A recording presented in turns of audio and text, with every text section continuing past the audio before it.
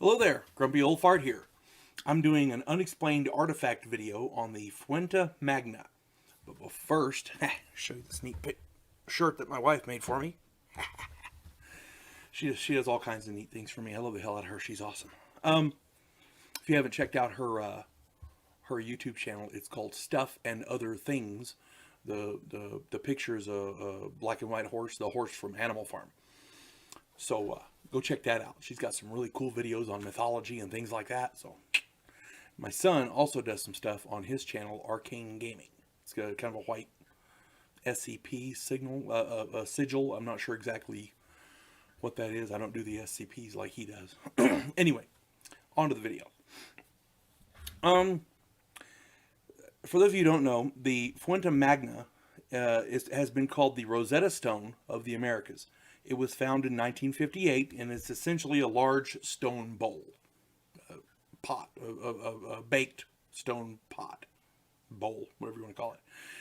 It was found in Bolivia. The inscriptions all over the bowl are in two different languages.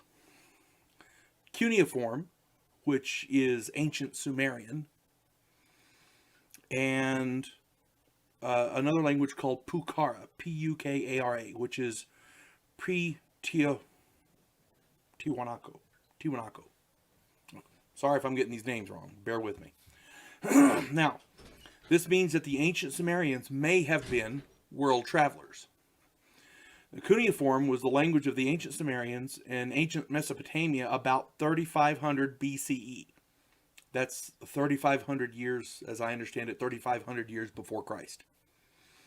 Pukara is a pre-Columbian culture at approximately 1800 BC, which is 1,800 years before Christ. For these two cultures to have been present together, okay, means that that the Sumerians rather traveled from the Middle East to South America approximately 2,000 years before Christ. That's just ridiculous. It's unheard of. There have been some relics and some writings found in North America that are ancient Hebrew, which, as I understand it, comes from the same area, and it's, pre-Christ, as it were. Phoenicians, I think ancient Phoenician, I think it was, as I recall. But this bowl, if it's, it just blows everything out of the water. For the ancient Sumerians from Mesopotamia to have traveled by boat, either through the Mediterranean or around Africa, or even the other way for that matter, all the way around the world, and ended up in South America prior to, at 2,000 years before Christ, is ridiculous. It blows the entire the current scientific narrative out of the water. As I understand it, they're finding more and more evidence that the oceans, how was it put? There was an archaeologist that people kind of think is a crackpot. I can't remember his name. I want to say it's David Hatcher Childress, but don't quote me on that one. But they think he's kind of a crackpot. But he appears on Ancient Aliens and a bunch of other stuff, so people kind of take him with a grain of salt. But there's more and more evidence to support the theory that this guy has, that the ancient waterways weren't boundaries. Instead, they were roads. People were on boats sailing around the world. He apparently has found evidence of Egyptians in North America, which, again, blows the narrative right out of the water.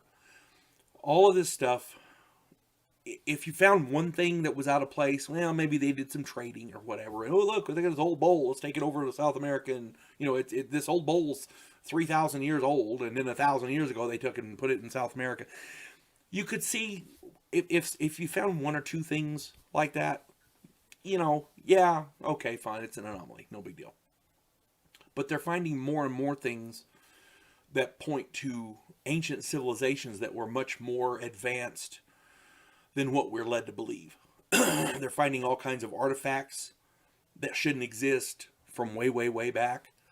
Michael Cremo wrote his book Forbidden Archaeology about these artifacts and other things that they're finding at depths and in materials that shouldn't be. Again, if you found one or two, you know, I could see a way to explain it. But as I understand it, they're finding so many of them that people are having a hard time explaining them.